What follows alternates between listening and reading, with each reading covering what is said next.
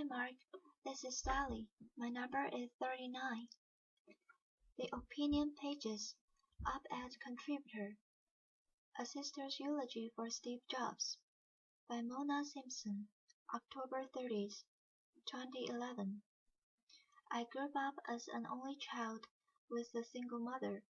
Because we were poor and because I knew my father had immigrated from Syria, I imagined he looked like Omar Sharif. I hoped he would be rich and kind and would come into our lives, and our not yet furnished apartment, and help us. Later, after I'd met my father, I tried to believe he'd changed his number and left no forwarding address because he was an idealistic revolutionary, plotting a new world for the Arab people. Even as a feminist, my whole life I'd been waiting for a man to love, who could love me, for decades. I'd thought that man would be my father. When I was 25, I met that man and he was my brother. By then, I lived in New York, where I was trying to write my first novel. I had a job at a small magazine in an office the size of a closet, with 3 other aspiring writers. When one day a lawyer called me, the middle-aged girl from California who hustled boss to buy us health insurance, and said his client was rich and famous and was my long-lost brother. The young editors went wild. This was 1985, and we worked at a cutting-edge literary magazine. But I'd fallen into the plot of a Dickens novel, and really, we all loved those best. The lawyer refused to tell me my brother's name, and my colleagues started a betting pool. The leading candidate, John Travolta. I secretly hoped for a literary descendant of Henry James, someone more talented than I, someone brilliant without even trying. When I met Steve, he was a guy my age in jeans, Arab or Jewish, looking and handsomer than Omar Sharif. We took a long walk. Something, it happened, that we both liked to do. I don't remember much of what we said that first day, only that he felt like someone I'd pick to be a friend. He explained that he worked in computers. I didn't know much about computers. I still worked in a manual Olivetti typewriter.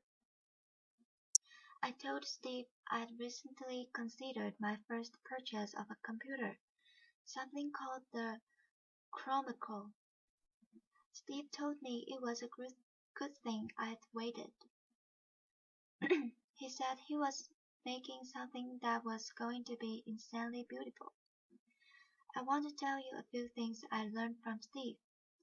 During 3 distinct periods, over the 27 years I knew him. They are not periods of years, but of states of being. His full life, his illness, his dying.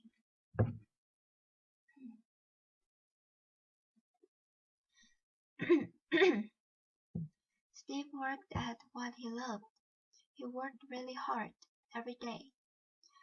That's incredibly simple but true. He was the opposite of absent-minded. He was never embarrassed about working hard, even if the results were failures. If someone as smart as Steve wasn't ashamed to admit trying, maybe I didn't have to be. When he got kicked out of Apple, things were painful. He told me about a dinner at which 500 Silicon Valley leaders met the then sitting president. Steve hadn't been invited. He was hurt, but he still went to work at Next every single day. Novelty was not Steve's highest value, beauty was. For an innovator, Steve was remarkably loyal. If he loved a shirt, he'd order 10 or 100 of them. In the Palo Alto house, there are probably enough black cotton turtlenecks for everyone in this church. He didn't favor trends or gimmicks.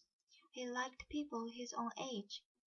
His philosophy of aesthetics reminds me of a quote that went something like this: "Fashion is what seems beautiful now but looks like ugly later. Art can be ugly at first but it becomes beautiful later." Steve always aspired to make beautiful later. He was willing to be misunderstood. Uninvited to the ball, he drove the third or fourth iteration of his same black sports car to Next, where he and his team were quietly inventing the platform on which Tim Berners-Lee would write a program for the World Wide Web. Steve was like a girl in the amount of time he spent talking about love. Love was his supreme virtue, his god of gods. He tracked and worried about the romantic lives of the people working with him. Whenever he saw a man he thought a woman might find dashing, he called out, "Hey, are you single? Do you want to come to dinner with my sister?" I remember when he phoned the day he met Lorraine. "There's this beautiful woman, and she is really smart and she has this dog, and I'm going to marry her." When Reed was born, he began gushing and never stopped. He was a physical dad with each of his children. He fretted over Lisa's boyfriends and Erin's travel and skirt plans, and Eve's safety around the horses she adored. None of us who attended Reed's graduation party will ever forget the scene of Reed and Steve slow dancing. His abiding love for Lorraine sustained them. He believed that love, love happened all the time, everywhere. In that most important way, Steve was never ironic, never cynical, never pessimistic. I try to learn from that still. Steve had been successful at a young age, and he felt that had isolated him. Most of the choices he made from the time I knew him were designed to dissolve the walls around him. A middle-class boy from Los Altos, he fell in love with a middle-class girl from New Jersey. It was important to both of them to raise Lisa, Reed, Erin, and Eve as grounded, normal children. Their house didn't intimidate with art or polish. In fact, for many of the first years I knew Steve and Lo together, dinner was served on the grass, and sometimes consisted of just one vegetable. Lots of that one vegetable, but one, broccoli, in season, simply prepared with just the right, recently snipped herb. Even as a young millionaire, Steve always picked me up at the airport. He'd be standing there in his jeans. When a family member called him at work, his secretary Vineta answered, "Your dad's in a meeting. Would you like me to interrupt him?" When Reed insisted on dressing up as a witch every Halloween, Steve, Lorraine, Erin, and Eve all went Wiccan. They once embarked on a chicken remodel. It took years. They cooked on the hot plate in the garage. The Pixar building under construction during the same period finished in half the time, and that was for it the Palo Alto house. The bathroom stayed old, but, and this was a crucial distinction, it had been a great house to start with. Steve saw to that. This is not to say that he didn't enjoy his success. He enjoyed his success a lot, just minus a few zeros. He told me how much he loved going to the Palo Alto bike store and gleefully realizing he could afford to buy the best bike there, and he did. Steve was humble. Steve liked to keep learning. Once, he told me if he'd grown up differently, he might have become a mathematician.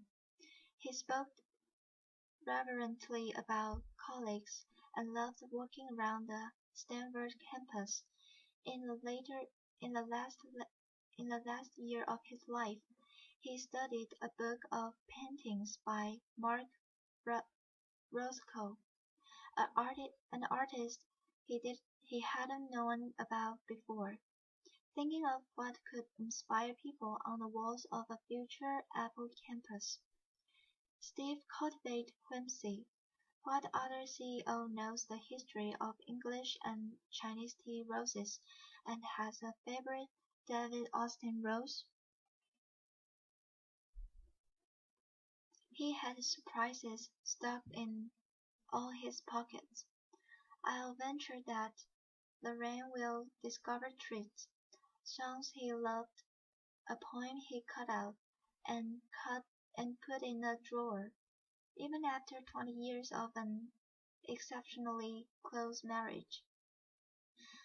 I spoke to him every other day or so, but when I opened the New York Times and saw a feature on the company's patent, I was still surprised and delighted to see a scratch for a perfect staircase.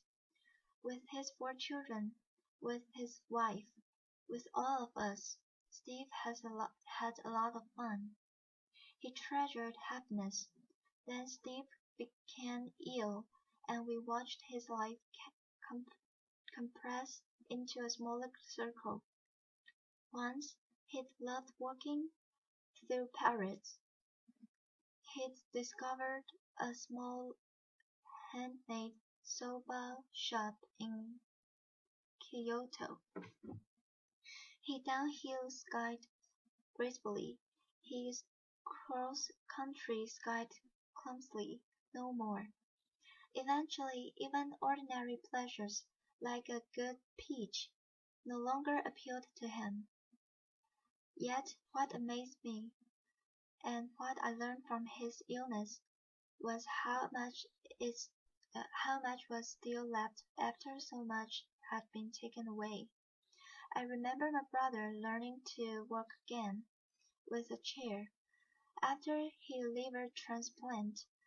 Once a day he would get up on legs that seemed to bury him, arms pitched to the chair back. He'd put that chair down the Memphis hospital corridor towards the nursing station, and then he'd sit down on the chair, rest, turn around, and walk back again. He counted his steps and, each day, pressed a little further. Lorraine got down on her knees and looked into his eyes. "You can do this, Steve," she said. His eyes widened. His lips pressed into each other. He tried. He always tried, and always with love at the core of that effort. He was an intensely emotional man. I realized during that terrified time that Steve was not enduring the pain for himself. He set destinations. His son reached graduation from high school. his daughter Irene's trip to Kyoto, the launching of a boat he was building on which he planned to take his family around the world, and where he hoped he and Lorraine would someday retire. Even ill, his taste, his discrimination and his judgment held. He went through 67 nurses before finding kindred spirits, and then he completely trusted the three who stayed with him to the end: Tracy, Arturo, Elham. One time when Steve had contracted a tenacious pneumonia, his doctor forbade everything, even ice. We were in a standard ICU unit. Steve, who generally disliked cutting in a line or dropping his own name, confessed that this once he'd like to be treated a little specially. I told him, "Steve, this is special treatment." He leaned over to me and said, I want it to be a little more special." Intubated when he couldn't talk, he asked for a notepad. He sketched devices to held an iPad in a hospital bed. He designed new fluid monitors and X-ray equipment. He redrew that not quite special enough hospital unit. And every time his wife walked into the room, I watched his smile remake itself on his face. "For the real big things, you have to trust me," he wrote on his sketchpad. He looked up. "You have to." By that, he meant that we should disobey the doctors and give him a piece of ice. None of us knows for certain how long we'll be here. On Steve's better days, even in the last year, he embarked upon projects and elicited promises from his friends at Apple's to finish them. Some boat builders in the Netherlands had a gorgeous stainless steel hull ready to be covered with the finishing wood. His 3 daughters remain unmarried, his 2 youngest still girls, and he'd wanted to walk them down the aisle as he walked me the day of my wedding. We all, in the end, die in medias res, in the middle of a story, of many stories. I suppose it's not quite accurate to call the death of someone who lived with cancer for years unexpected, but Steve's death was unexpected for us. What I learned from my brother's death was that character is essential. What he was how he died. Tuesday morning, he called me to ask me to hurry up to Palo Alto. His tone was affectionate, dear, loving, but like someone whose luggage was ready trapped onto the vehicle, who was ready on the beginning of his journey, even as he was sorry, truly deeply sorry, to be leaving us. He started his farewell, and I stopped him. I said, "Wait, I'm coming. I'm in a taxi to the airport. I'll be there." "I'm telling you now because I'm afraid you won't make it on time, honey." When I arrived, he and his Lorraine were joking together like partners who'd lived and worked together every day of their lives. He looked onto He looked into his children's eyes as if he couldn't unlock his gaze. Until about 2 in the afternoon, his wife could rouse him to talk to him to talk to his friends from Apple. Then after a while it was clear that he would no longer wake to us. His breathing changed. It became severe, deliberate, purposeful. I would feel him counting his steps again, pushing further than before. This is what I learned. He was working at this too. That didn't happen to Steve. He achieved it. He told me when he was saying goodbye and telling me he was sorry, so sorry we wouldn't be able to be old together as we'd always planned, that he was going to a better place. Dr. Fisher gave him a 50-50 chance of making it through the night. He made it through the night.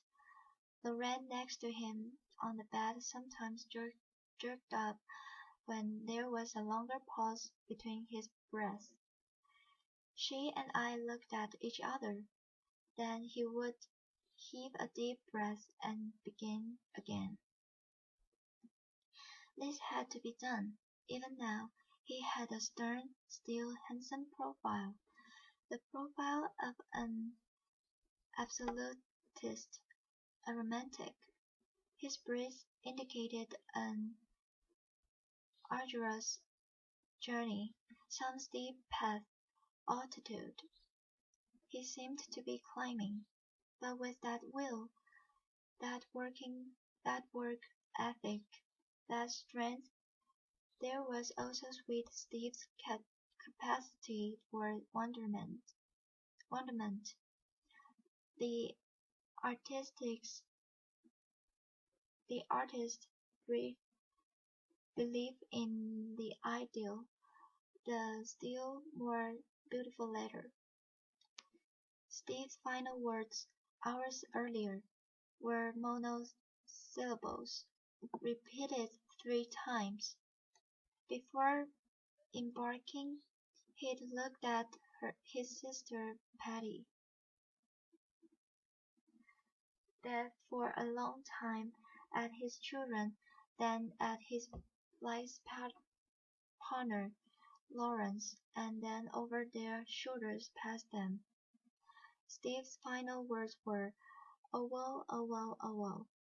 Mona Simpson is a novelist and a professor of English at the University of California, Los Angeles, since 1988. She was held the Sandy Samuelson Levy Chair in Languages and Literature at Bard College. He delivered this eulogy for her brother, Steve Jobs, on October 16, 2011, at his memorial service at the Memorial Church of Stanford University.